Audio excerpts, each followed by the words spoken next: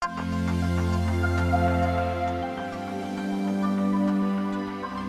sudah pukul 1 siang, alangkah baiknya kita akan memulai kegiatan ini.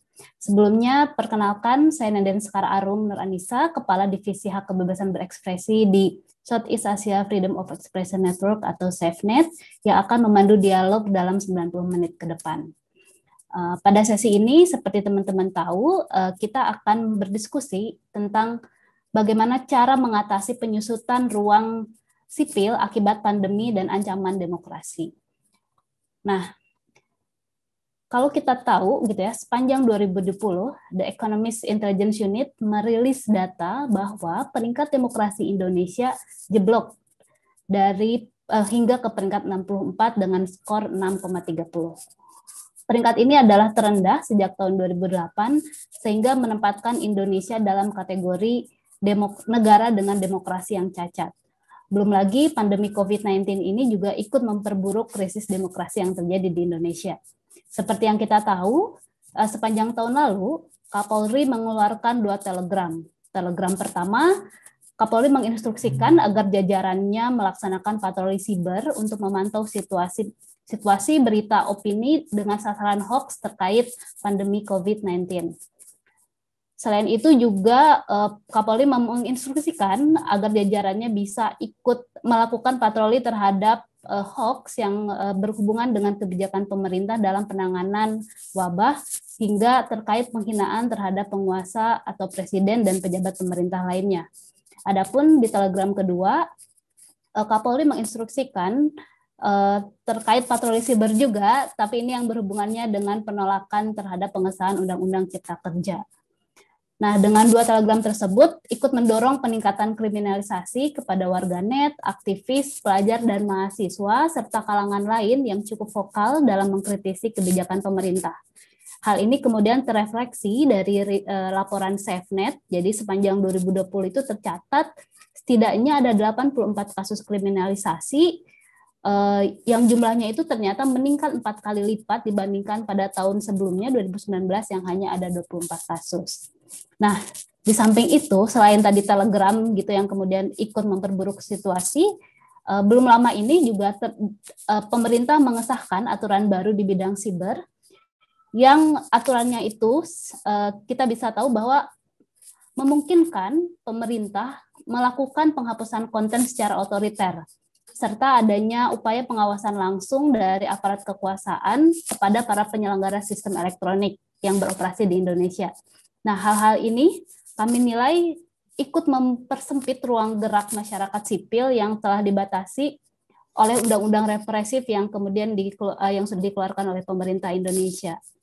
Padahal kalau kita tahu ya, seharusnya internet itu bisa menjadi ruang aman yang ikut bisa menjamin hak asasi dan demokrasi bagi masyarakat sipil.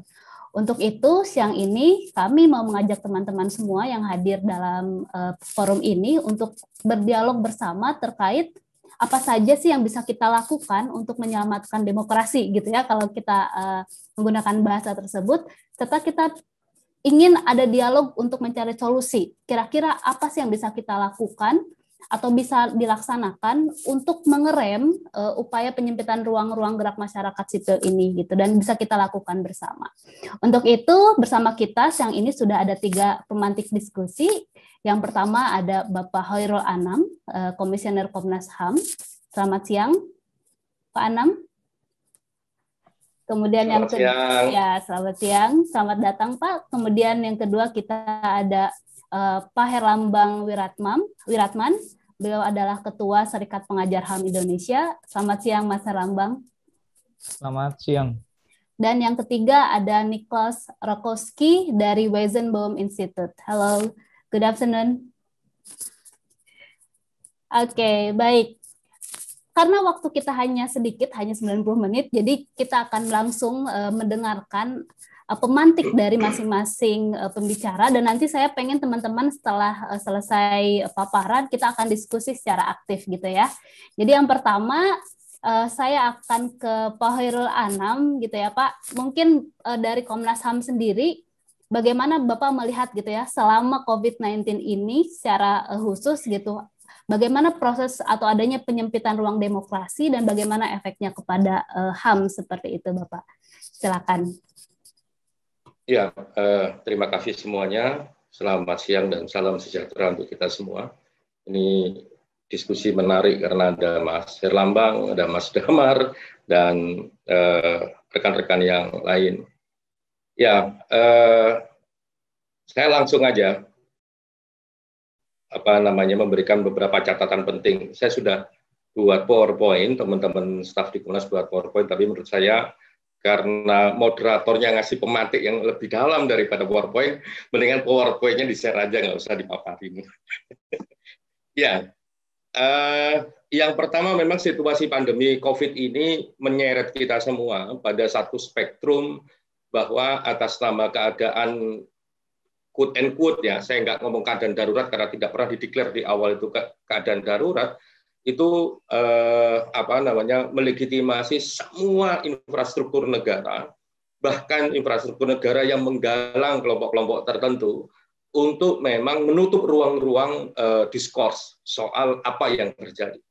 Ini fase pertama nih. Bahkan fase pertama ketika kita menghadapi pandemi ini mau diseret sebagai satu kondisi darurat semacam atau persis atau mendekati darurat militer.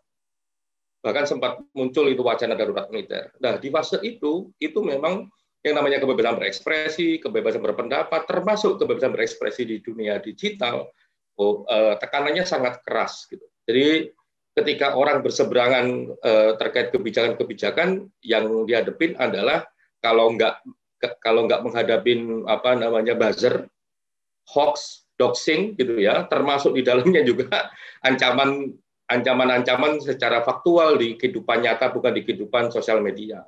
Nah, itu di fase awal ketika pandemi ini. Nah, ini menunjukkan memang paradigma bagaimana meletakkan satu keselamatan publik gitu ya dalam spektrum yang tidak tepat gitu. Jadi kita memang tidak bisa menghindari bahwa ada keselamatan publik yang memang harus kita jaga bersama-sama. Atas kesehatan yang juga kita jaga bersama-sama. Tapi keselamatan publik, kesehatan masyarakat itu tidak dalam konteks keamanan publik. Jadi memang ada misleading itu terjemahan antara public safety gitu sama diterjemahkan sebagai keamanan publik, jadinya ya semuanya dianggap sebagai jargon keamanan. Makanya di awal-awal sampai ada perintah tembak di tempat ini itu dan sebagainya, nangkep orang dan sebagainya. Nah, di fase awal ini kami di Komnas HAM, khususnya saya waktu itu karena bertanggung jawab di tugas pokok pandemi di Komnas HAM, kami komunikasi cukup kencang dengan kepolisian, dengan Kemenkumham dan beberapa Pemda untuk nggak bisa semena-mena kayak begitu, gitu. Termasuk juga memprotes keras adanya maklumat dari Kapolri waktu itu untuk tembak di tempat, untuk tangkap, untuk dan sebagainya. Sampai kita bilang, memang situ sanggup polisi dengan jumlah 400.000 orang mau nangkepin 200 juta orang kan nggak sanggup. Tapi bukan soal itu sebenarnya, dan ini merembet sampai sekarang. Soalnya adalah soal paradigma meletakkan keamanan publik, kesehatan publik, kok ikut-ikutan jadi keamanan saya. Keselamatan publik, kesehatan publik itu dalam spektrum dan paradigma yang kayak apa dalam tata kelola negara kita. Sehingga turunan-turunan kebijakan yang ada itu seharusnya memberikan perlindungan, tapi yang berasa adalah justru ancaman. Misalnya begini, kita semua setuju, pasti kita semua setuju bahwa yang namanya siar kebencian, propaganda rasisme, propaganda permusuhan berbasis agama dan lain sebagainya adalah musuh kita bersama. Dalam spektrum itu kita setuju. Jadi ruang demokrasi kita, ruang kebebasan digital kita, ruang kebebasan berekspresi kita tidak boleh ada sampah seperti itu. Kita semuanya setuju, tapi memperlakukan itu dan melihat itu, bagaimana cara penyelesaiannya, ini yang kita tidak pas gitu. Misalnya dalam beberapa kasus terakhir, misalnya ya, kita mendorong bahwa kebebasan berekspresi, taruhlah kalau dia menyerang reputasi, diselesaikan dalam konteks perdata. Tapi yang ada direspon dengan yaitu virtual police misalnya. Sebelum Pak Kapolri yang baru, terus kami ketemu dengan Direktur Cyber, Pak Slamet Uliandi, kita bilang bahwa kebijakan yang paling penting dalam konteks kebebasan berekspresi salah satunya adalah kalau ada serangan terhadap reputasi orang, geser ke perdata. Kalau ada penyakit demokrasi misalnya yang itu siar kebencian dan sebagainya, ya diselesaikan secara hukum tapi gunakan rabat prinsipal. Jadi tidak serta-merta langsung orang ditangkap di proses hukum secara ketat gitu. Rabat prinsipal bisa menolong kita waktu itu begitu. Bukan malah memata-matai dalam tanda kutip ada patroli polisi virtual. Wah, polisi virtual itu panjang perdebatannya pada akhirnya. Nah, kami punya pertemuan dengan rekan-rekan di kepolisian, terus kita tanya apa yang disebut sebagai patroli polisi virtual itu. Terus bagaimana Anda membedakan mana ruang privat, mana ruang publik. Terus bagaimana Anda membedakan mana yang memang dilarang oleh hukum, kayak siar kebencian, propaganda perang, terus propaganda keutamaan ras. Bagaimana Anda nah, itu nggak bisa dijawab. Nah, kalau Anda nggak bisa dijawab itu, privat dan non privat, misalkan dan sebagainya, itu gimana? Secara teknis Anda akan mengalami kesusahan. Nah, itu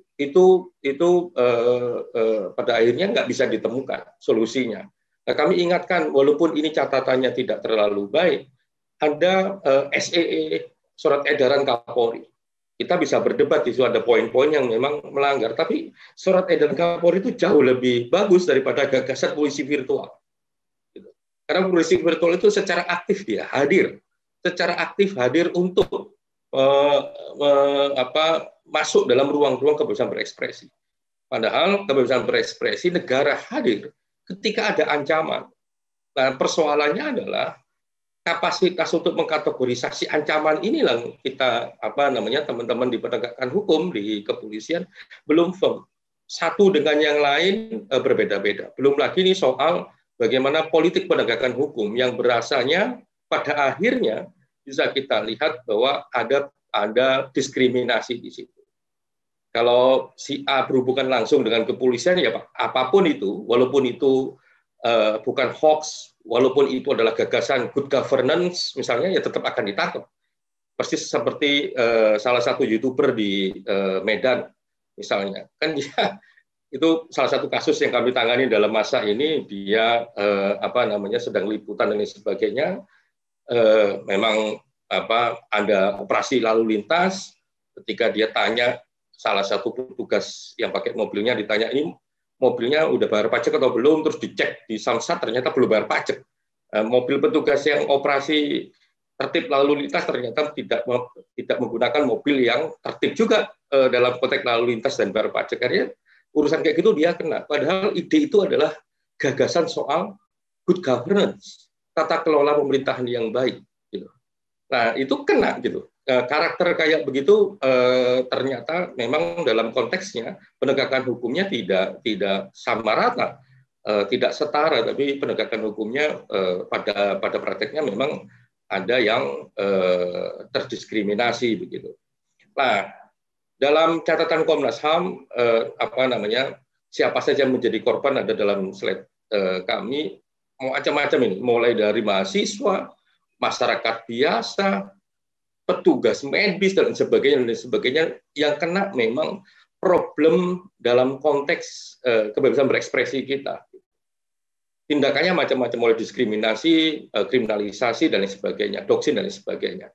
Nah, ini yang memang menurut saya tantangan besarnya adalah kita harus bisa membuat satu perangkat yang lebih detail gitu, yang bisa menjaga dan mengukur apakah aparatus negara itu bisa menjaga dan memberikan perlindungan terhadap kebebasan berekspresi kita.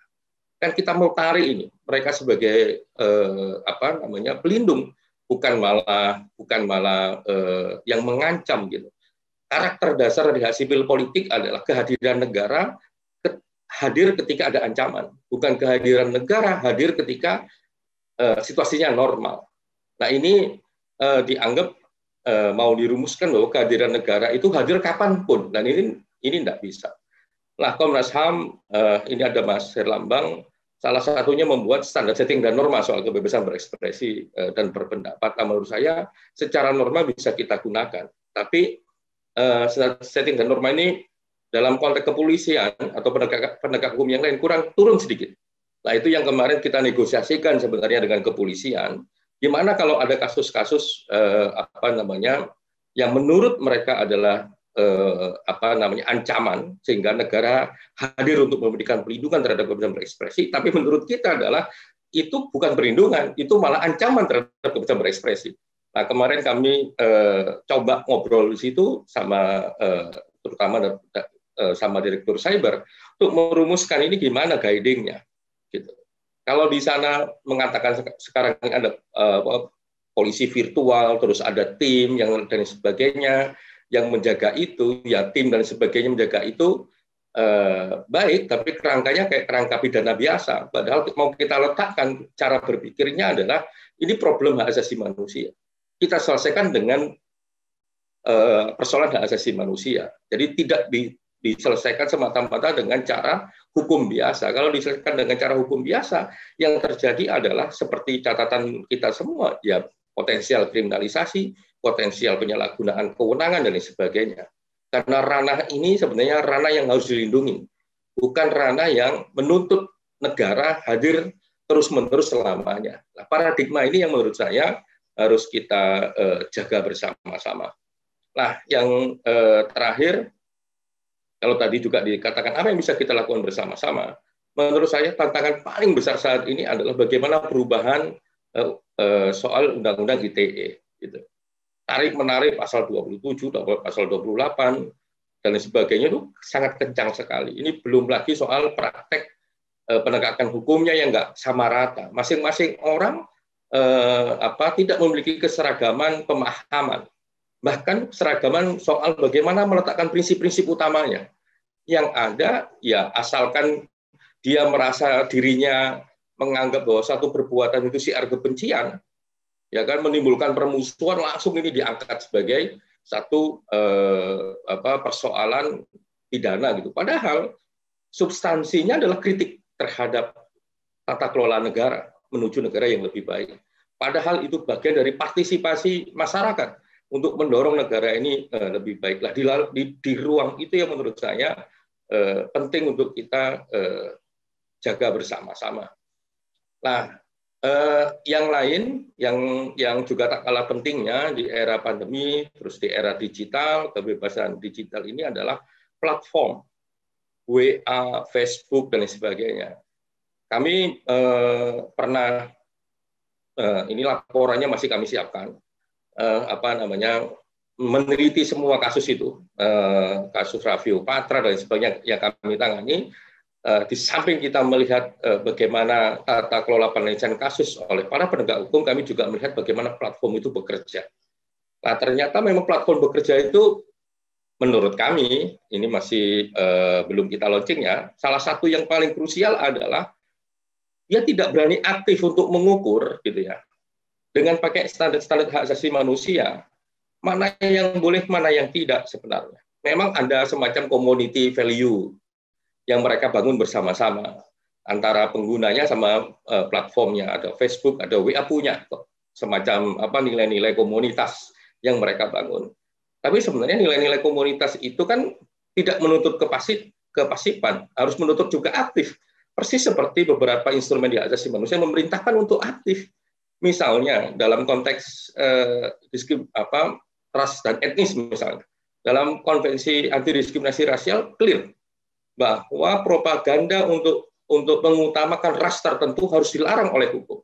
Nah, termasuk sebenarnya entitas platform ini yang harus aktif melarang secara hukum.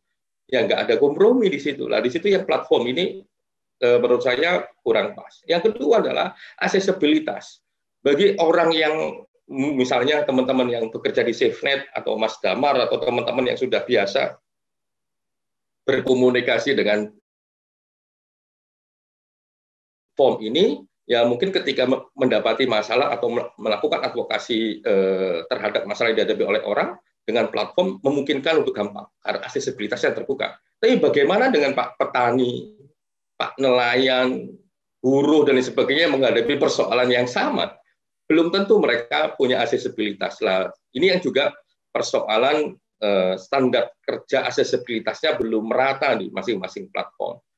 Nah, kalau sebenarnya dalam konteks platform juga bisa bekerja dengan baik untuk meletakkan dirinya, misalnya dalam kerangka hak asasi manusia, saya kira persoalan kebebasan berekspresi kita akan tetap terjaga dengan baik, ya kan? Akan tetap terjaga dengan baik, dan kita bisa menikmati senikmat-nikmatnya kebebasan berekspresi itu tanpa ada batasan oleh siapapun. Karena kalau enggak, ya bahaya nanti. Mungkin itu pengantarnya. Terima kasih. Oke, baik. Terima kasih banyak Pak Khairul Anam. Sangat menarik tadi pemantik diskusi ini, bisa didiskusikan lagi setelah ini gitu. Bagaimana ternyata pemerintah sendiri ataupun aparat memiliki pandangan yang berbeda gitu ya soal bagaimana melindungi HAM gitu ya, sehingga akhirnya implementasinya juga tidak bisa sesuai gitu. Oke, nanti akan kita diskusikan lebih lanjut. Selanjutnya ada pemantik kedua, ada Mas Herlambang. Saya revisi tadi, beliau adalah pendiri dari Serikat Pengajar HAM Indonesia. Nah, Mas Herlambang sebagai akademisi, sebagai peneliti, bagaimana sih Mas Herlambang melihat soal situasi demokrasi di Indonesia saat ini? Apakah semakin memburuk atau malah sebaliknya? Silakan Mas Herlambang. Ada 10 menit. Ya, makasih Mbak Nenden ya. Yang saya hormati teman-teman SafeNet, juga narasumber Pak Khairul Anam dan Mas Niklas Rakoski ya. Salam kenal. Jadi pemikiran yang hendak saya sampaikan di kesempatan hari ini adalah karena saya coba pahami TOR itu diskusinya sampai level preskriptif ya. Karena TOR-nya udah menjelaskan kondisinya menyusut ruang kebebasan sipilnya, terus kemudian apa yang bisa dikerjakan untuk mengatasinya. Nah, 3 hal ya yang hendak saya sedikit saja berbagi, tentu ini juga perlu diskusi lebih lanjut. Yang pertama soal memaknai kebebasan dan tekanan yang terjadi, apa realitas kebijakan selama ini, fakta dan penanda menguatnya otoritarianisme. Yang kedua, mengapa dan bagaimana itu terjadi? Kecenderungan politik hukum apa atau kenapa itu bertahan? Dan yang terakhir, saya sedikit membagi pikiran strategi derailing terkait dengan posisi, relasi, dan langkah apa yang kemudian bisa dikerjakan.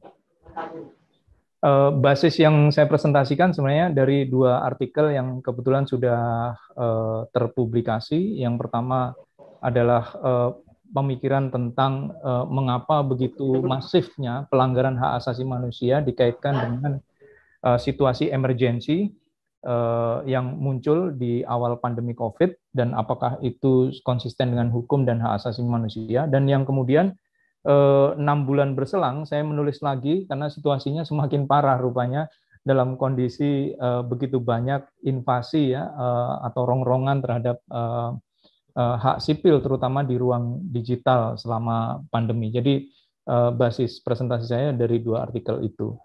Nah, memaknai kebebasan dan tekanan, kita tahu bahwa catatan yang terjadi memang kita mengalami apa atau mengalami dalam situasi apa yang disebut sebagai digital authoritarianism. Saya kira ini reportnya SafeNet sendiri sudah menyebut ini. Dan tentu argumen saya sama bahwa kenapa digital authoritarianism, karena itu memang paralel dengan kondisi demokrasi kita yang semakin menurun. Faktanya misalnya sejak 2000, kalau Fedi Hadis menulisnya sejak 2017 ya, democratic setbacks itu kemunduran demokrasi, kemudian ada authoritarian turn yang ditulis oleh Thomas Power. Tapi saya mengamati sebenarnya kebebasan ini mulai direpresi besar-besaran itu 2015 persisnya. Kenapa? Karena momentum 50 tahun setelah pembantaian massal di tahun 65. Jadi kalau ditambahkan 50 dan saya tidak pernah bilang kalau ada operasi khusus ya terkait dengan serangan kebebasan sipil ini, tapi rasa-rasanya itu begitu menggenapi peristiwa demi peristiwa dari Aceh sampai Papua, di kota maupun di desa. Serangan-serangan itu dengan stigmatisasi komunisme itu adalah angka yang paling tinggi yang saya temukan di 2015 sampai 2017. Nah, kemudian dari sana saya mencoba mendekati masalah-masalah itu dari sudut pandang kebebasan pers, kebebasan akademik, pembela HAM, dan kebebasan ekspresi. Dan catatan ini saya kira, ini saya ambil posternya dari Walhi, catatan kritisnya, memang problemnya adalah menguatnya oligarki di masa pemerintahan Jokowi. Serangan-serangan itu menjadi terlihat jelas ketika mengkritisi kebijakan-kebijakan yang misalnya syarat dengan kepentingan pemodal, melibatkan kuasa ekonomi politik, misalnya dalam kasus Budi Pego itu tambang emas yang dikritisi dan dia dituding atau didakwa dengan propaganda komunisme. Hal yang dia tidak pahami karena dia baru pulang dari Arab Saudi sebagai TKI, pulang protes kampungnya dieksploitasi tambang emas, tapi dituduh menyebarkan gagasan PKI. Yang menurut ahlinya waktu itu Pak Awan Sunityo yang 4 jam memberi keterangan ahli di Pengadilan Negeri Banyuwangi, nggak masuk akal kalau hari ini seorang Budi Pego itu membangkitkan komunisme karena nggak nyambung ya secara apapun lah, politik, ekonomi, sosial, budaya, sejarah nggak terhubung, tapi tetap dihukum karena penolakan tambang. Kemudian banyak kasus sebenarnya, ini hanya ilustrasi saja, kritik-kritik terhadap kebijakan penanganan pandemi, termasuk kritik terhadap kemunculan rencana misalnya vaksin atau obat, itu juga termasuk penanganan bagaimana 3T nggak dilaksanakan dan seterusnya, itu serangannya luar biasa masif. Di awal-awal pandemi, misalnya Pak Pandu Riono dari Universitas Indonesia, seorang epidemiolog, itu mengalami peretasan. Dan ini saya kira peristiwa yang menjelaskan ketika dia mengkritisi kebijakan upaya membuat obat yang kebetulan melibatkan BIN dan tentara. Tidak hanya Pandu Riono, saya kira riset dari CISDI itu websitenya bisa hilang ya, karena report tentang hal yang sama, mengkritisi situasi pandemi. Nah, dari sisi konteksnya, memang kenapa begitu gampang terjadi serangan-serangan digital itu? Memang banyak yang sudah menuliskan, banyak yang sudah mendetailkan bahwa situasi di masa Jokowi ini itu paling tidak ada 12 penamaan atau istilah yang disematkan kepada pemerintahan Jokowi. Mungkin ini juga ditolak ya oleh kalangan intelektual istana ya. Democratic setbacks, the collapse of negara hukum, neo-authoritarianism, democratic regression, authoritarian turn, illiberal democracy, hingga yang terakhir dictatorship gitu. Jadi ya mungkin publik juga tidak bisa langsung mencerna ini, maka memang tugas kita untuk menjelaskan bahwa situasinya sedang bermasalah. Dan ini tantangan ya, apalagi ketika serangan kebebasan itu bukan dengan sekedar pembungkaman, tapi membanjiri informasi yang tidak relevan dan memproduksi hoax. Itu juga punya pengaruh terhadap bagaimana menerjemahkan karya-karya pemikiran intelektual atau scholar ke dalam realitas yang ada di publik.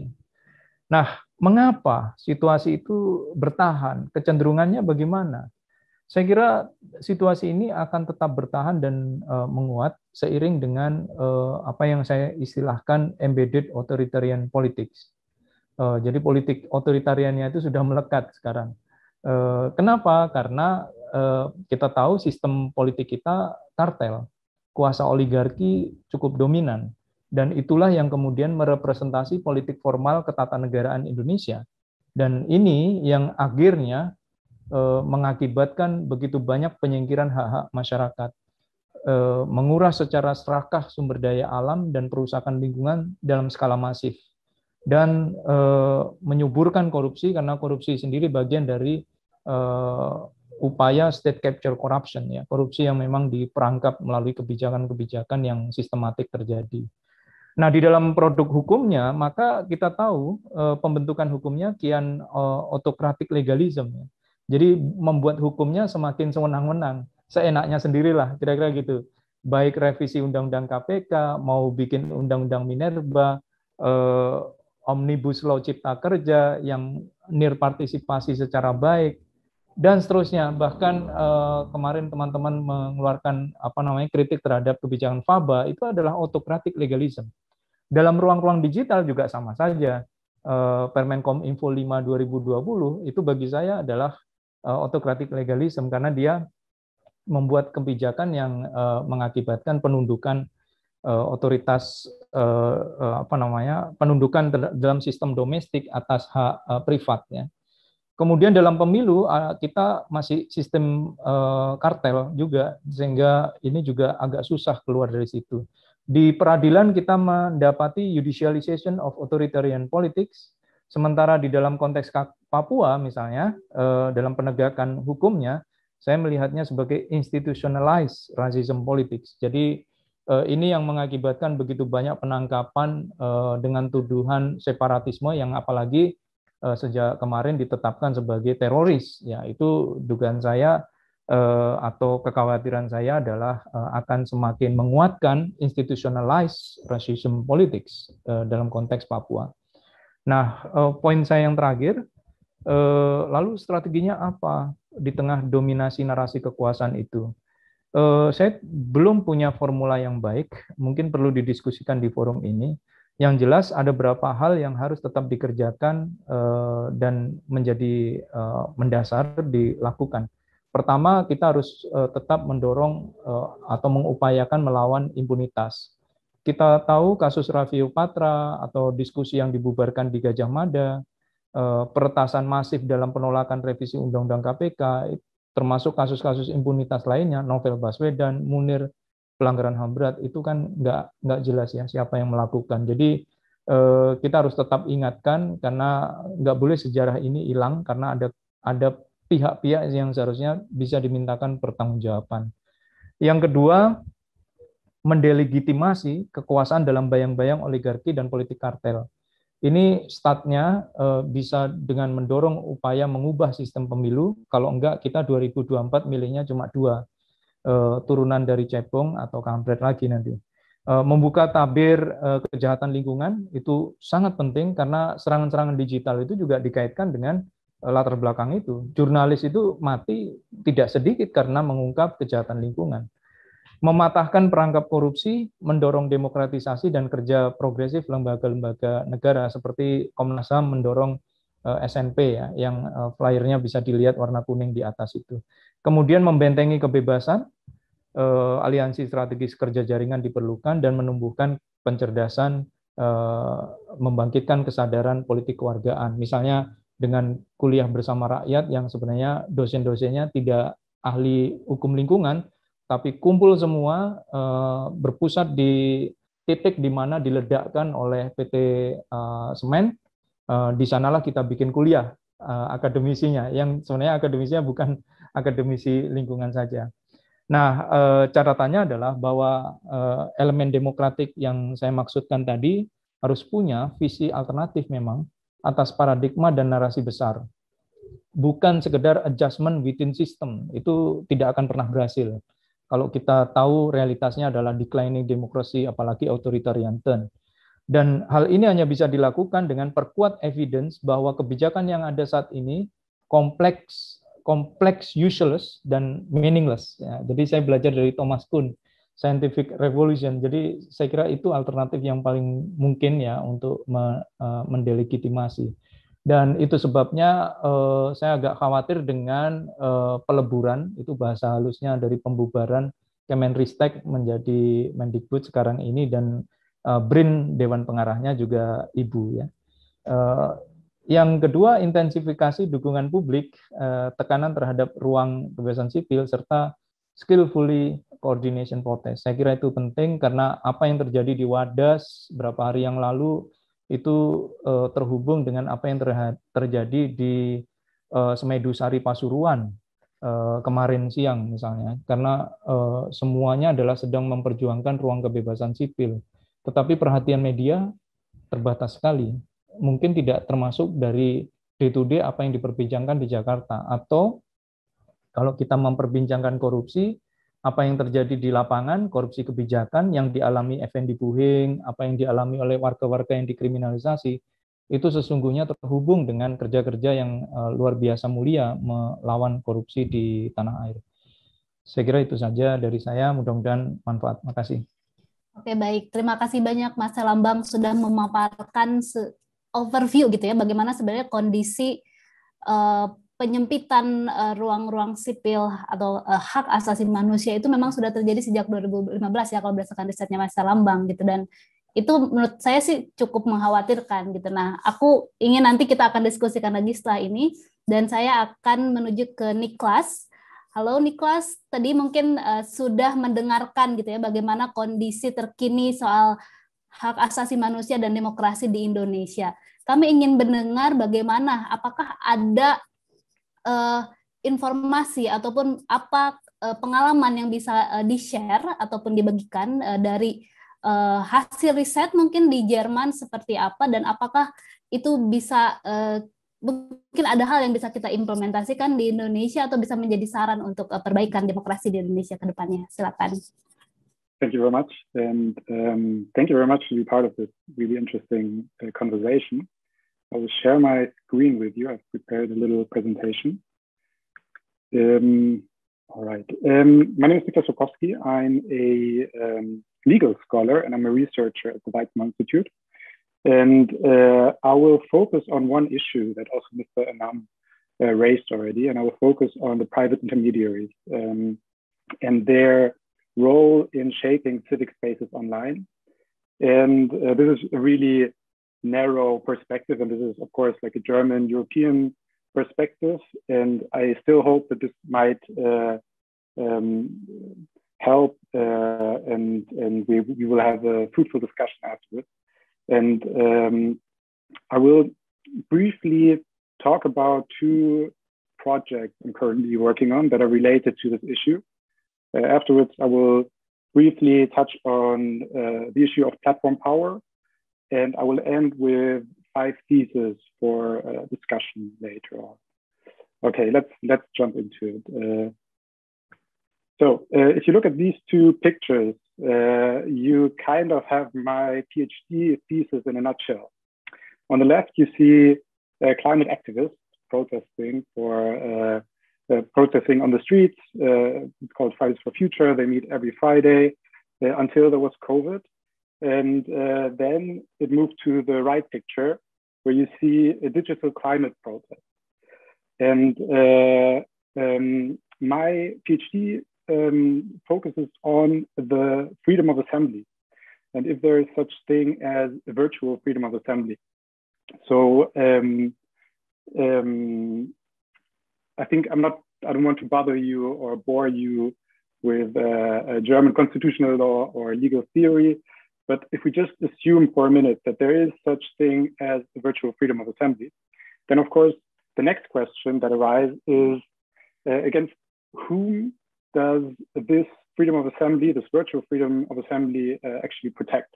Does it protect the individual from the state shutting down the internet or surveil online groups? Or does it also protect the individual from TikTok filtering certain videos, Twitter blocking hashtags, or Facebook shutting down certain groups? And of course, we know and we understand that human rights are designed to protect the individual from state interference. But of course, we cannot overlook the role that intermediaries play in this area. And the concept of the freedom of assembly, of course, originated from a time where town squares were the main public spheres, and town squares were governed by the state. However, today, these public spheres are moving towards the digital and are oftentimes found in digital intermediaries. And this leads me to another project I'm working on. which is called Diskutier mit mir. And I want to briefly just summarize what it is, what we do at Diskutier mit mir. We're an NGO I founded with a group of friends 4 years ago. And the reason why we founded Diskutier mit mir is that all of us were digital natives, as you call us. Like, we grew up using the internet a lot. All of us were very interested in politics. However, none of us ever had a good conversation about politics online with a person that we didn't know. And also Mr. Anam briefly touched on this issue of hate speech. We all know it, we all experienced it on Twitter, on Facebook. There's a lot of hate speech, there's a lot of trolling. There are certain views and certain posts that are polarizing, but those are the ones that get the most attention. So what we did is we created an app, a platform that matches a user with another user that has opposing political views. So we try to match them with people that don't share the same political views. And then they are brought into a one-on-one chat. And this is an anonymous chat, and no one can watch this chat. So we create a safe space for political discussions online. The way it works is that the users can flag the opponent if there is hate speech, if there is trolling. The users can report the other person. And if someone is reported 3 times, then that person is automatically blocked from the site. This is how the basic functioning of this platform, of this app. We launched it ahead of the last federal election. Since then, we came a long way from a not so well working website to now a pretty good functioning app. And we also launched this as a European version. That's what you see on the right, where people got matched with another person from another European country talking about political issues. The reason why I'm talking about this is one is there's a way to create digital infrastructures in a different way. This is what we try to attempt. And I think also in 20,000 conversations that were held on this platform, so far, we only had to ban 3 users. So to us, and this has been replicated in many different other European countries. So we see this as a proof of concept. So the way we design infrastructures have an influence on how the discussion on this platform is actually being held. The second reason why I want to talk about this is, of course, we as the operators, we as the NGO, the operators of this platform, we have a certain platform power. We design this space. We say this space you can use anonymous. No one can trace you down. No one can watch you, can surveil you. This is a safe space. We use encryption. This is a safe space where you can have political discussions with a political opponent. This is a one-on-one chat. There are no spectators. Also, we decide on the topics in the end. Like, we crowdsource the topics, but in the end, the way these topics are discussed or which topics are selected is decided by us, the NGO. So, and we also, of course, set up community guidelines. Us as the NGO, to a certain degree, we exercise platform power. This brings me to my next topic I want to raise. If we think about civil society, I think it's really important, and we cannot stress this enough, and Mr. Veeratraman has already raised this issue. I think civil society needs spaces for interaction. We need spaces to deliberate, to inform ourselves, to develop ideas, to contest power, and to form a political will and participate in the democratic process of will formation. This is really crucial. This is the backbone for democracy, for functioning of a democracy. We see in the digital era, in the digital age, that digital platforms provide a public sphere. Maybe they're not designed to do that, but this is just what happens. Next to a video of your relative dancing to the newest viral trend and cat videos, you see a political post and a political discussion.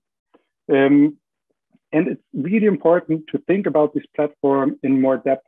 There are network effects that lead to lock-in effects. So these platforms have a global user base, and of course, the lack of interoperability between different platforms ties users to a platform. So it's not really easy to switch from Facebook to another platform or to switch from Twitter to another platform because you have all your contacts on one platform.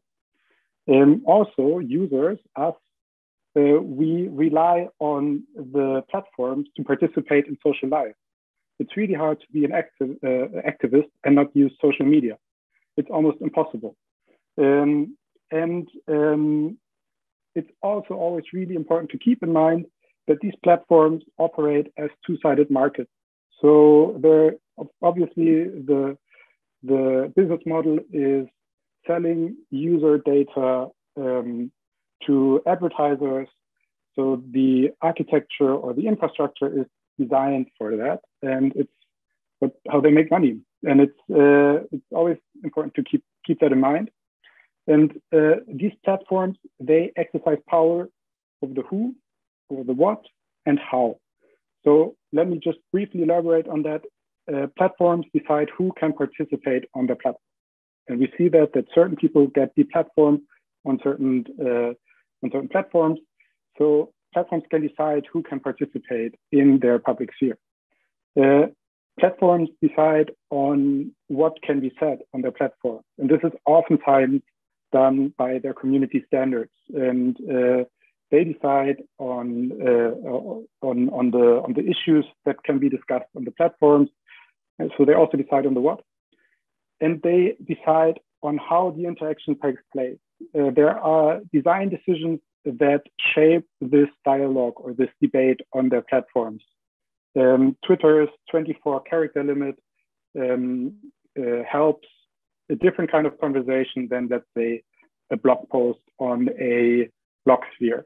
A video format has a different effect on people than the written word. And we need to keep that in mind, that these design decisions also have an effect on the way we interact on these platforms. And let me close with 5 brief pieces for discussion.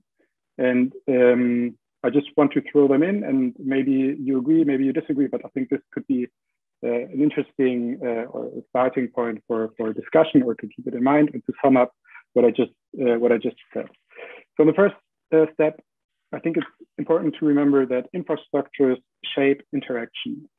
The way, for example, a public sphere, a town square is designed has an impact on how we use the square and how we interact with other people. So infrastructures shape the interaction. There are technological affordances that influence our behavior online. With technological affordances, I mean characteristics of certain sites that make a certain behavior more likely or less likely. Of course, on Twitter, you can use more than 240 characters and use it in a thread and post more things, but you wouldn't really write a 10,000 word essay on Twitter. This is just not what you would do. So the technological affordances of a platform influence our behavior on that platform. So this leads to the conclusion that intermediaries are not neutral.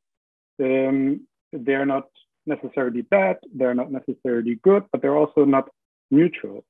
The way they design their spaces has an impact on how civil society can connect on those sides.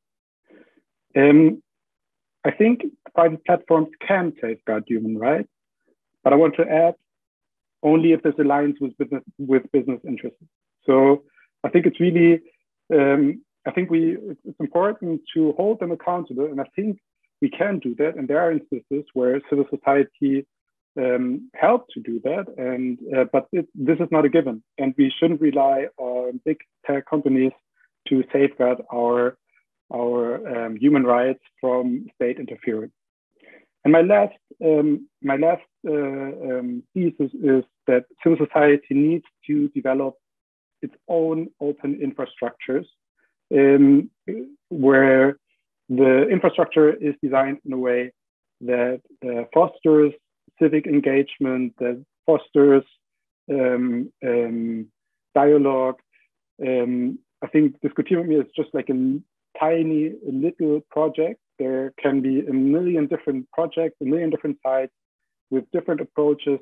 But I think it's really important to always think about how infrastructures are designed, and that civil society itself also creates those infrastructures. But of course, civil society needs funding to do so. This doesn't happen on its own. This doesn't happen on itself. So I think it's also really important to keep this in mind when we ask civil society to create those spaces. With this note, I want to end my input, and I'm really looking forward to the discussion. Thank you very much. Oke, baik. Terima kasih Niklas. Paparan yang sangat menarik karena kita bisa melihat bagaimana platform ternyata punya kekuatan untuk ikut mendukung demokrasi atau bahkan sebaliknya. Jadi karena kita lihat tadi platform itu netral, jadi tergantung bagaimana kita bisa menggunakannya. Dan proyek yang tadi dikerjakan oleh Niklas itu menurutku cukup menarik karena bisa menjadi satu wadah safe space untuk kita semua bisa menyatakan pendapatnya dengan aman seperti itu. Nah, sekarang kita masuk ke sesi diskusi. Saya lihat di sini sudah ada beberapa teman-teman dari NGO gitu ya. Saya lihat dan tadi juga beberapa juga sudah di-mention sebetulnya dari Pak Hoirul Anam, dari Mas Herlambang, maupun dari Niklas, bagaimana peran penting misalnya platform, bagaimana kemudian kondisi demokrasi yang terus merosot hingga saat ini, dan mungkin beberapa juga sudah mengquote dari report teman-teman yang ada di sini juga. Mungkin sebelumnya saya mau mengundang, tadi karena saya sempat mention di awal soal bagaimana hoax itu bisa dijadikan sebagai motif gitu ya untuk mengkriminalisasi seseorang. Saya lihat di sini ada Mas Heri Sufehmi dari Mafindo. Mas Hari mungkin mau ada pandangan sendiri bagaimana Mas Hari melihat kondisi demokrasi, dan kalau kita lihat bagaimana disinformasi, apakah ikut memperburuk, atau kalaupun iya, apakah dari Mafindo sendiri punya formulasi atau solusi gitu, kira-kira gimana sih yang bisa kita lakukan untuk mengerem proses penyempitan ruang gerak sipil ini, dan kira-kira apa yang bisa kita lakukan bersama gitu, Mas? Iya, terima kasih. Selamat siang semuanya. Salam hormat. Ini saya mendadak, jadi sebelumnya mohon maaf kalau kelihatan kurang persiapan. Sekali lagi terima kasih untuk kesempatannya. Untuk informasi, Mafindo itu niatnya didirikan dulu, bahkan sebetulnya tidak berniat didirikan. Awalnya kami itu murni komunitas grassroots. Kita asik istilahnya bekerja sama dengan teman-teman dari segala penjuru, bekerja sama melawan hoax dengan memanfaatkan platform ketika itu Facebook Groups. Dan alhamdulillah cukup sukses. Kini membernya sudah mencapai sekitar 80.000 lebih di forum tersebut dan aktif melawan hoax setiap harinya. Kemudian kami menjadi institusi karena dengan niat yaitu jadi makin mampu untuk di internet, di media sosial, sehingga pemerintah tidak perlu ikut campur. Jadi idenya awalnya seperti itu. Masalah masyarakat diselesaikan oleh masyarakat sendiri. Jadi itu yang terus kami usahakan sampai saat ini, berusaha meningkatkan awareness dan mengajak masyarakat untuk aktif melawan, dan itu alhamdulillah Indonesia ini sebetulnya potensial dan luar biasa. Kita termasuk peringkat teratas di dunia setahu saya untuk soal kerelawanan. Mungkin karena kita ada kultur gotong royong ya, jadi kita ketika melihat sesuatu nggak semuanya diam, ada aja yang bangkit dan berusaha melakukan sesuatu. Jadi itu aset yang luar biasa menurut saya, kita bisa manfaatkan, kita bisa lebih gali lagi. Dengan masyarakat yang aktif, maka kita bisa menyelesaikan berbagai masalah. Bahkan yang nampak sangat parah pun, misalnya Pilpres 2019 itu kesannya udah seperti berdarah-darah gitu kan, tapi beberapa pihak yang memantau seperti Pressland bahkan menyatakan hoax gagal merusak Pilpres kita ketika itu. Bahkan kita aja di Mavindo juga kaget, rasanya udah banjir darah itu ke kegiatan tersebut gitu. Ternyata mereka mengukur sebelum Pilpres dan setelah Pilpres dan tidak terjadi perubahan opini publik yang signifikan. Jadi hoax gagal mengacaukan demokrasi kita ketika itu. Ini prestasi luar biasa Indonesia, alhamdulillah, berbeda dengan Amerika dan Inggris yang pemilunya hancur-hancuran karena hoax. Jadi di satu sisi kita bersyukur, satu sisi kita mesti menyadari ini adalah aset yang bisa kita manfaatkan, kita gali. Di sisi lain kita juga tidak boleh lengah, harus terus waspada karena jelas juga dari teman-teman SafeNet bahwa ancaman terhadap ruang sipil ini terus meningkat dari tahun ke tahun. Jadi bersama teman-teman semuanya, saya yakin kita bisa menjaga ruang sipil kita ini dari berbagai ancaman, dari berbagai pihak. Dari saya mungkin itu dulu, terima kasih banyak. Oke, terima kasih Mas Hari. Ternyata hoax, tapi ketika ada semangat volunteerism di situ untuk sama-sama membasmi hoax, malah bisa ikut menyelamatkan gitu ya Mas Hari ya. Oke, baik, terima kasih Mas Hari. Selanjutnya saya lihat di sini ada Mas Teguh dari Ethical Hackers. Kalau Mas Teguh mungkin bisa cerita atau melihat bagaimana sih pandangannya sekarang kalau kita lihat kalau dari laporannya SafeNet kan sepanjang tahun lalu banyak juga tuh peningkatan serangan digital kepada para aktivis ya Mas. Apalagi aktivis tersebut memang sangat vokal gitu ya di media sosial ataupun di platform digital lain, dan ketika mereka sudah menyuarakan pendapatnya dan akhirnya dia mendapat serangan digital. Nah, kalau dari teman-teman dari Ethical Hackers yang memang fokus di keamanan digital, bagaimana sih melihat gitu ya kondisi demokrasi dari sisi tersebut, dan apa sih yang kira-kira bisa kita lakukan untuk setidaknya mengerem ataupun bahkan bisa memberikan solusi seperti itu? Silakan Mas Teguh.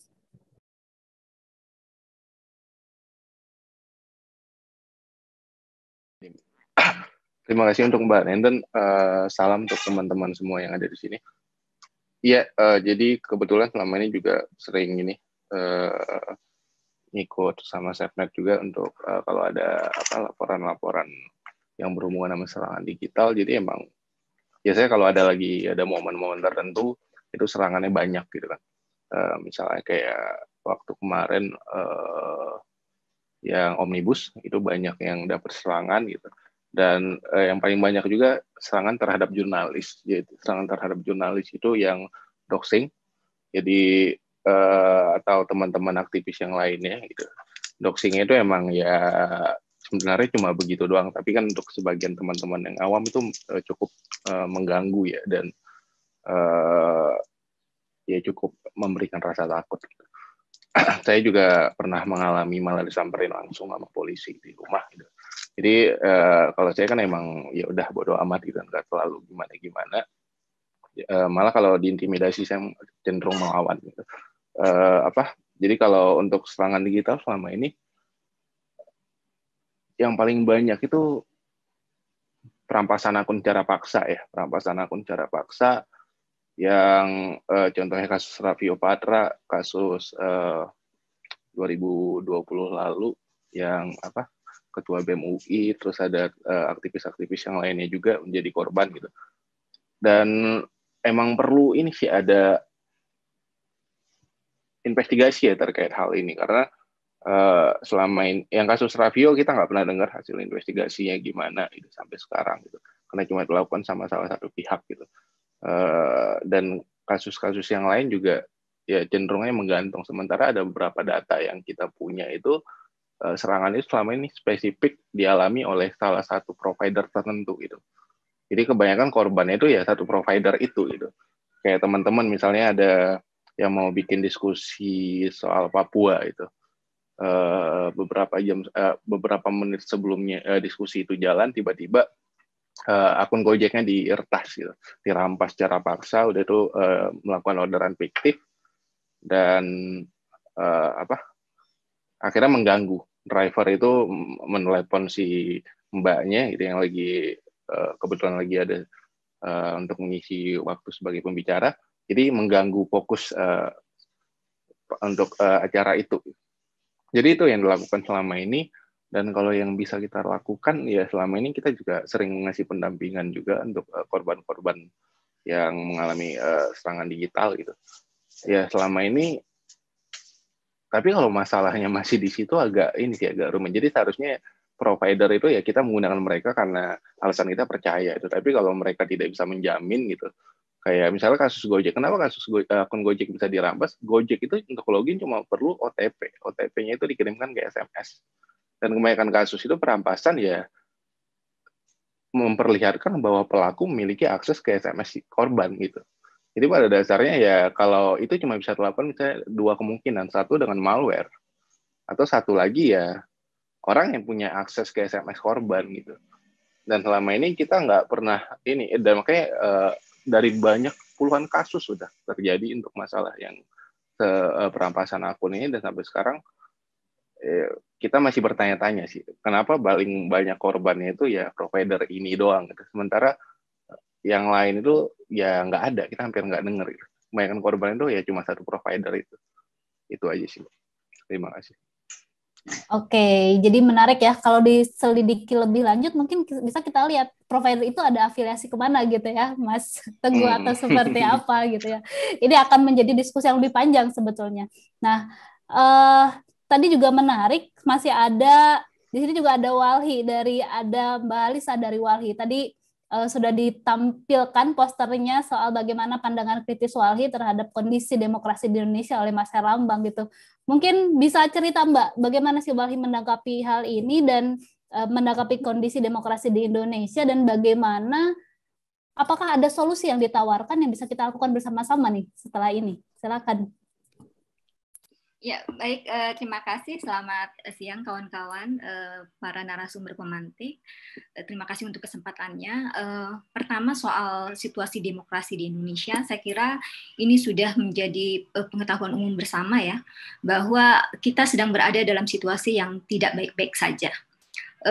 Selain dalam konteks ekologis, kita menghadapi krisis ekologis dengan rentetan bencana ekologis yang begitu masif, dan kemudian juga krisis iklim gitu ya.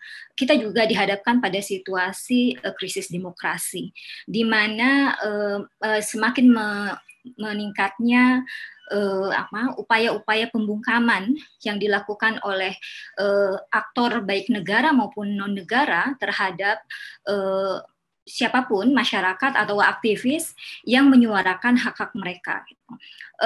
Dan sebenarnya ini adalah tren global ya, terkait dengan serangan yang dialami oleh terutama aktivis lingkungan gitu ya.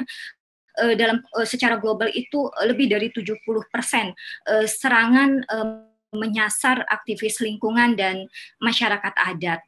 Tentu saja aktivis lingkungan dalam konteks Indonesia termasuk pejuang agraria gitu. Nah, tentu saja situasi ini sangat mengkhawatirkan gitu ya, karena kita tahu sebenarnya meningkatnya eskalasi serangan atau kekerasan terhadap aktivis lingkungan itu pasti bersamaan dengan meningkatnya investasi gitu. Nah, ini sudah kayak pola ya, atau rumus di mana eskalasi kekerasan akan meningkat seiring dengan investasi yang masuk. Dan kalau kita lihat dalam konteks pandemi misalnya, kita kan berharap sebenarnya pandemi ini menjadi satu momentum untuk mengoreksi model pembangunan yang salah, karena kita tahu sebenarnya pandemi adalah buah dari model pembangunan yang ekstraktif seperti yang begitu masif terjadi. Tapi ternyata enggak buat pemerintah Indonesia, termasuk salah satunya ya. Jadi bagaimana mesin-mesin kapitalisme itu menghancurkan lingkungan itu secara legitimate gitu lewat undang-undang. Dan kita tahu paket undang-undang Omnibus Law, kemudian juga ada undang-undang Minerba yang dilahirkan pada masa pandemi itu membuat kita antara marah dan sekaligus sedih gitu ya, karena tentu saja masyarakat sipil mengalami kesulitan untuk merespon. Waktu itu kita tahu kita sangat dilematis gitu ya untuk merespon situasi politik yang ada hari itu.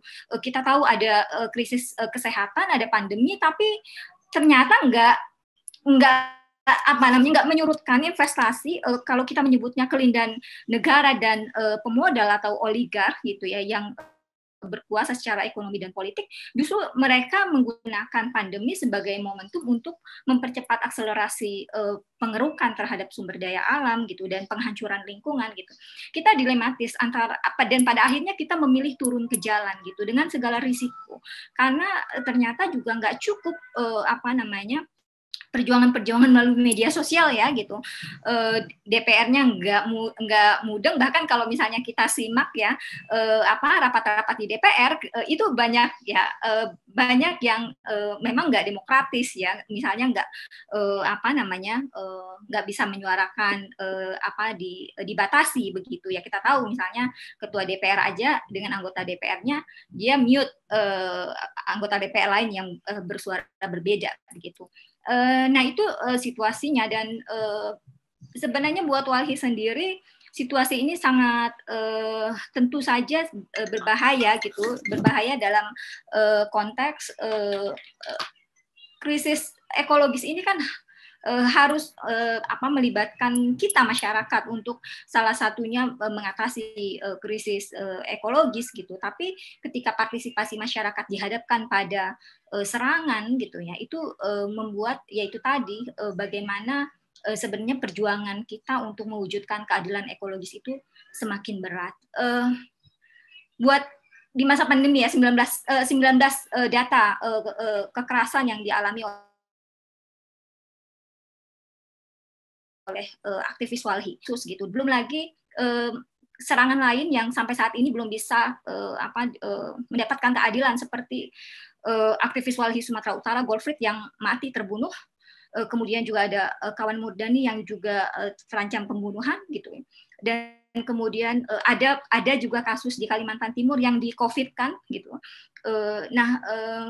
Ada juga kawan menggunakan isu narkoba gitu. Nah itu beberapa pola-pola yang dialami gitu ya, dan serangan-serangan yang disasar kepada aktivis lingkungan.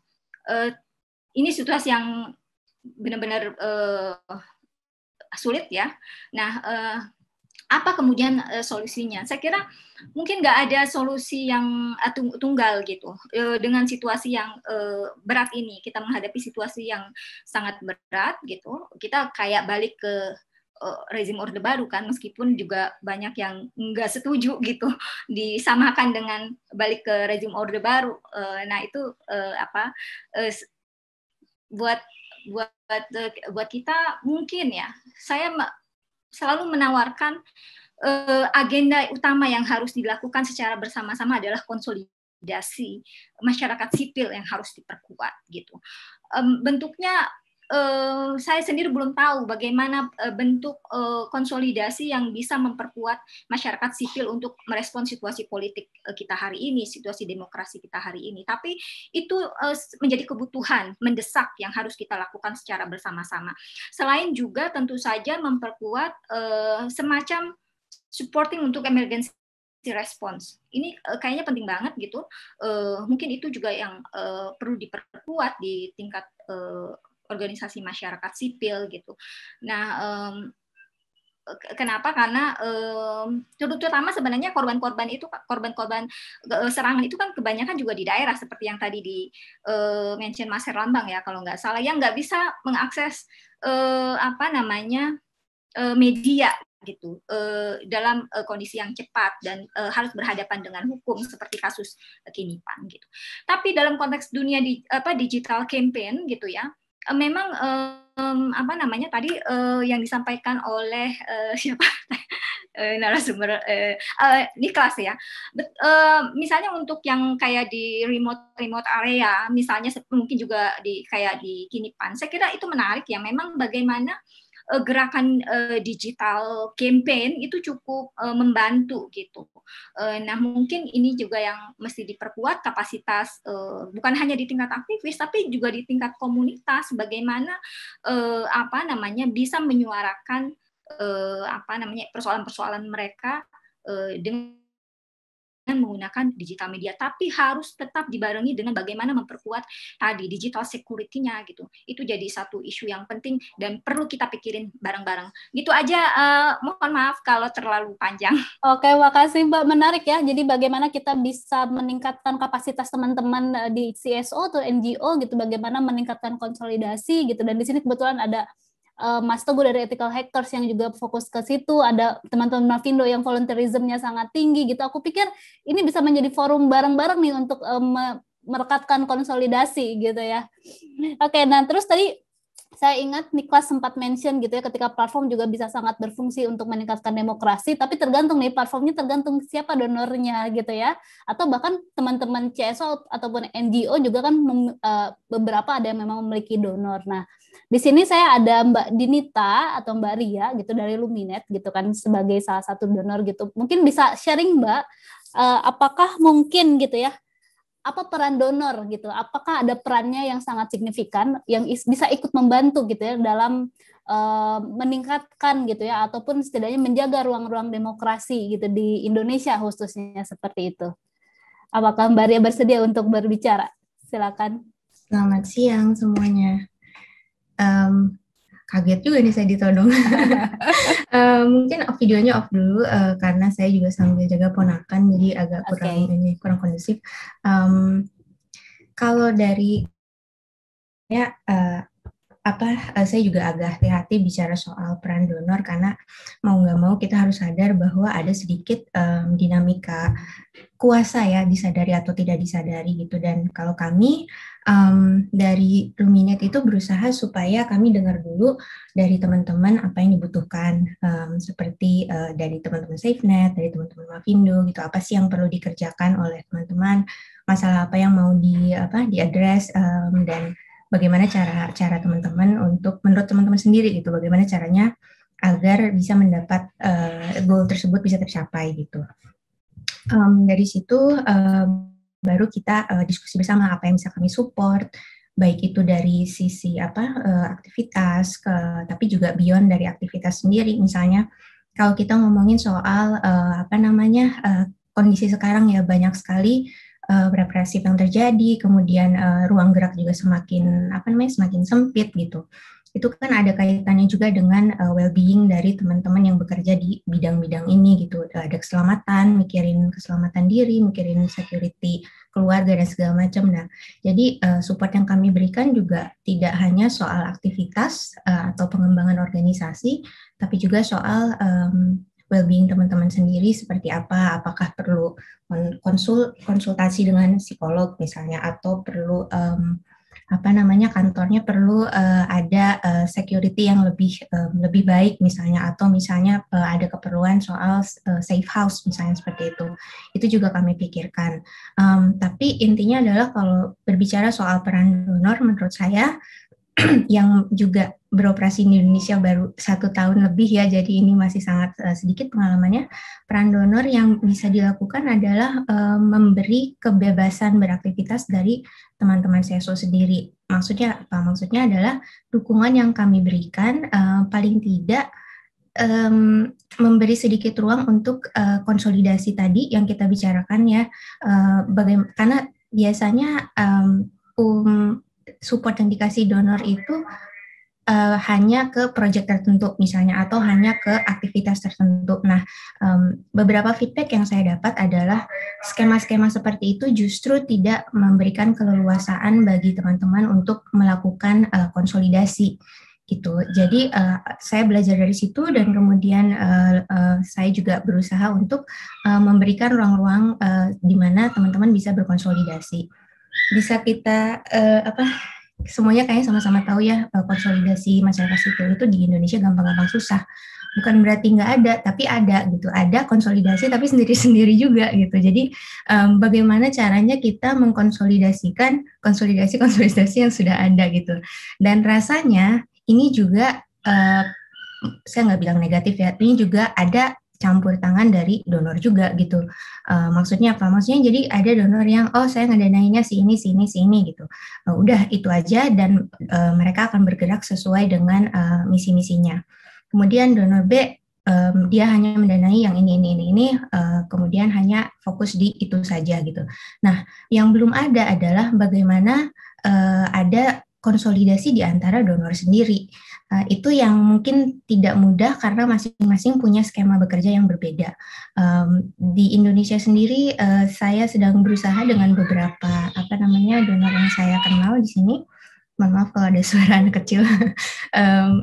Jadi kami lagi berusaha untuk mencari cara bagaimana kita bisa tidak hanya mensupport konsolidasi dari masyarakat sipil sendiri, tapi donor-donor ini juga harus konsolidasi supaya tujuannya yang kita mau kan sebenarnya sama ya, menjaga demokrasi, misalnya juga menjaga kebebasan berekspresi di civic space baik offline maupun online gitu.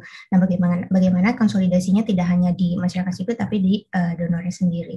Mungkin itu dulu Mbak Nenden, mohon maaf kalau agak tidak terstruktur. Oke, baik, terima kasih Mbak Ria. Jadi menarik ya bagaimana donor juga sebenarnya ikut berperan entah itu ikut meningkatkan konsolidasi atau balas sebaliknya gitu. Jadi sangat penting juga buat teman-teman NGO atau CSO yang memang kalau bisa milih gitu ya, milih donor yang memang suportif gitu, yang bisa ikut mendukung kerja-kerja dan tidak membatasi konsolidasi dengan isu ataupun organisasi lain seperti itu. Nah, sebelum saya membacakan ada beberapa pertanyaan di kolom Q&A, jadi silakan buat teman-teman juga yang hadir, masih ada sekitar 15 menit untuk diskusi dan tanya jawab. Sebelumnya mungkin saya mau bertanya juga, apakah ketika setelah mendengar bagaimana teman-teman dari koalisi masyarakat sipil gitu ya, atau dari teman-teman CSO di sini, dan ada beberapa solusi yang tadi sudah diberikan juga dari teman-teman Walhi. Apakah ada tanggapan atau komentar dari Mas Herlambang ataupun dari Pak Hoirul Anam gitu ya, setidaknya di sini, atau mungkin bisa ditambahkan kalau Mas Herlambang kan dari sisi akademisi gitu ya, ada nggak sih peran khusus spesifik akademisi yang bisa digunakan atau dilakukan untuk ikut menjaga atau mendorong demokrasi ini? Siapa dulu? Saya sedikit saja ya. Boleh Mas Herlambang dulu, ya, silakan. Jadi apakah ada peran akademisi? Oh, ada dong. Justru ketika balik, kebetulan saya studinya kebebasan pers, begitu balik kampus ternyata problemnya academic freedom. Press freedom, tapi kemudian harus berlanjut studi soal academic freedom. Nah, kita punya problem mendasar soal kebebasan akademik memang. Dan itu salah satu yang juga seringkali mendapatkan serangan-serangan. Itu sebabnya strategi yang dibangun memang pertama, karena teman-teman akademisi itu kan tidak sekuat kebebasan pers ya, yang mendorong kebebasan pers karena sudah ada undang-undangnya. Akademisi itu mimbar akademiknya sangat rentan, sebenarnya bisa ditafsir kemana-mana. Apalagi struktur kampusnya feodal, jadi semakin melengkapi persoalan yang ada di kampus. Nah, tantangannya adalah satu, membangun sistem perlindungan lebih kuat di kalangan akademik. Nah, ini yang kemudian diinisiasi di tahun 2017, setelah kita cukup punya bekal atau modal mengumpulkan informasi di mana ruang-ruang kebebasan akademik itu diserang secara masif 2015 sampai 2017. Dosen mengembangkan metode diancam bunuh, ada yang dipecat ya, terus kemudian ada yang diskorsing dengan seenaknya sendiri gitu. Hanya bersolidaritas juga dikeluarkan dari kampus seperti di Ternate. Jadi kita di 2017 membuat prinsip-prinsip Surabaya untuk akademik, kebebasan akademik, dan itu kemudian berkembang dan di-endorse di komunitas akademisi di Asia Tenggara melalui Southeast Asian Human Rights Studies Network. Nah, menariknya adalah yang kedua, kita gunakan itu piranti, alat untuk mendukung misalnya gerakan para akademisi ketika membentengi kebebasannya juga berhadapan dengan realitas serangan balik. Misalnya dalam isu lingkungan, Pak Bambang Hirusarjo dan Dr. Basuki Wasis itu mendapatkan serangan gugatan balik dari koruptor ketika kedua akademisi ini membuat valuasi ekonomi atas korupsi yang dilakukan terkait dengan lingkungan ya. Nah, kita dorong nih, kita advokasikan prinsip-prinsip itu dan akhirnya bisa membebaskannya. Kemudian banyak sekali kasus-kasus yang melibatkan akademisi baik di kalangan dosen maupun mahasiswa seperti kritik di internal kampus itu kemudian dikenakan Undang-Undang ITE. Kita juga bela dengan dua lapis, selain juga kebebasan ekspresi, juga kebebasan akademik.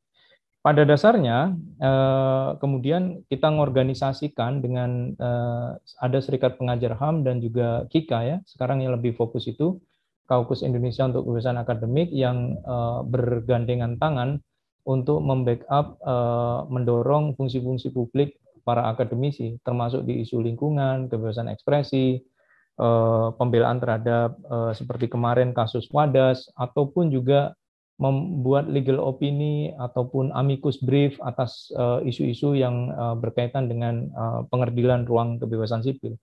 Jadi ya tentu signifikansinya masih terbatas dan perlu didorong, dan saya bersyukur nih Komnas HAM rupanya sudah menempatkan posisi membuat MOU dan mudah-mudahan ini backup-nya makin kuat gitu ya. Semoga begitu. Itu peran yang bisa sedikit saya sampaikan. Oke, baik. Terima kasih Mas Herlambang. Nah, tadi udah di-mention juga nih Pak Hoirul Anam. Bisa lu sekalian mungkin beri komentar, dan mungkin apakah selama ini bagaimana peran Komnas HAM untuk mengakomodasi konsolidasi dari teman-teman CSO untuk bersolidaritas demi menjaga demokrasi ini? Silakan. Yang pasti adalah saya setuju tadi dikatakan bahwa menyelesaikan problem yang kita hadapi sekarang tidak mungkin dengan pendekatan tunggal.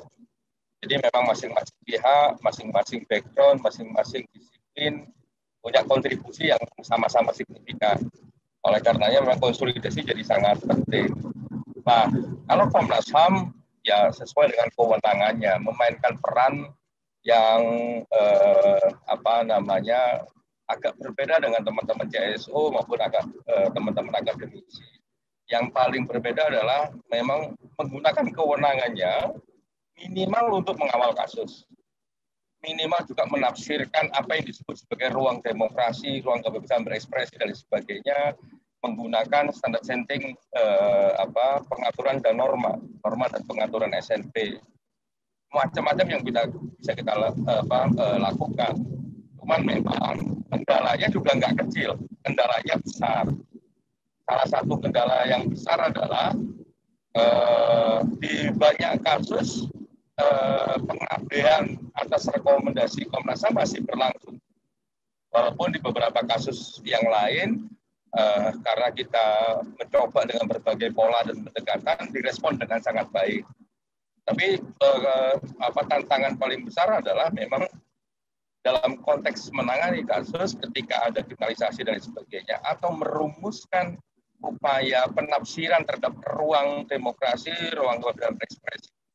Nah, itu kontribusi yang bisa kita berikan.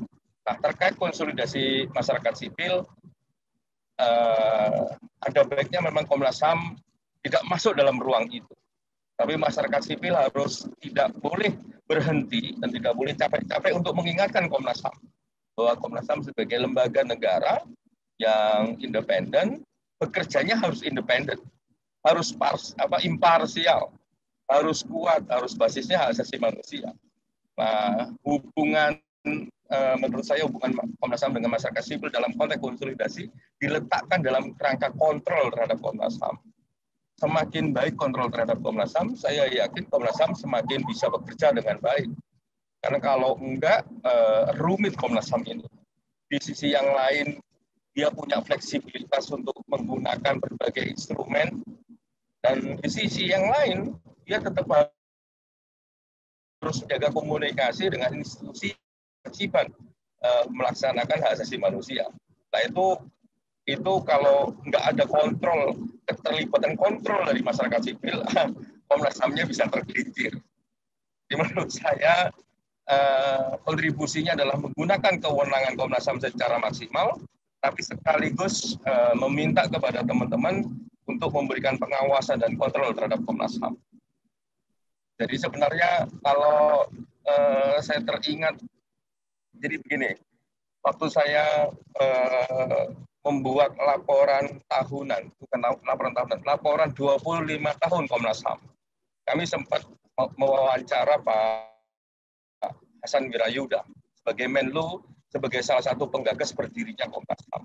Kita tanya, sebenarnya apa sih Komnas HAM, kenapa kok didirikan? Kalimat yang sangat substansial, beliau mengatakan demikian. Komnas HAM itu membuat narasi tanding untuk melihat yang saat itu memang kebanyakan dihegemoni oleh penguasa. Narasi tanding dari Komnas HAM itu memungkinkan masyarakat dan publik menemukan kebenarannya. Nah, menjaga Komnas HAM adalah menjaga ruang publik, kemerdekaan berpikir dan berekspresi. Mungkin itu aja. Terima kasih. Oke, baik. Iya, silakan gimana? Dan mohon maaf banget, saya mau meninggalkan ruang diskusi kita ini karena saya mau geser ke pertemuan yang lain, karena mendadak banget. Baik, terima kasih Pak. Sudah sebentar lagi kita juga selesai. Terima kasih banyak atas partisipasinya Pak Erlana. Oke, salam-salam. Baik, terima kasih. Oke, nah sebelum masih ada 5 menit, saya ada beberapa pertanyaan untuk Niklas. Jadi pertanyaan di chat, sebenarnya kan Indonesia sedang merumuskan tentang Undang-Undang Perlindungan Data Pribadi, dan mungkin salah satu referensinya adalah GDPR di Europe gitu. Nah, ada pertanyaan, bagaimana peran GDPR? Sorry sebentar. Ya, dan apakah GDPR di Uni Eropa itu ikut memperbaiki ruang demokrasi di dunia siber di Eropa atau malah sebaliknya gitu. Ini juga bisa sebagai salah satu catatan bagaimana kita bisa belajar dalam menyusun untuk Undang-Undang Perlindungan Data Pribadi seperti itu. Soal GDPR, Niklas. Thank you very much for this question. It's a really interesting question, and I think also data protection has a long history in the German legal realm. And we've been having this discussion over and over again. And I think it's really valuable to always come back to what is data protection actually, what's the functioning. And of course, you can argue that anonymity is sort of a ground layer for further action, and also it's crucial to protect personal data. To help individuals take part and interact in the civic space.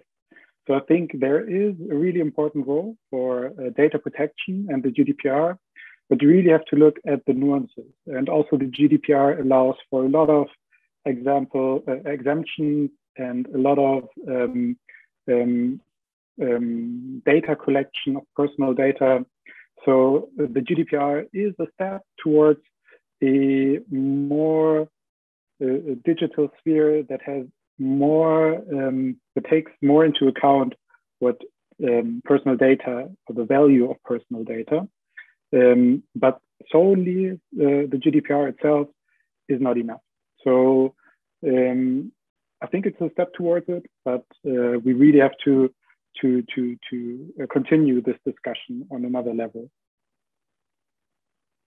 Oke, baik. Terima kasih. Ada pertanyaan selanjutnya juga untuk Niklas pertanyaan terakhir soal apakah ada pandangan terkait digital activism gitu ya, entah perbandingannya antara di Indonesia dan di Jerman seperti itu, dan apakah ada kesempatan untuk berkolaborasi kira-kira ya antara teman-teman di Indonesia dan di Jerman dalam konteks digital activism?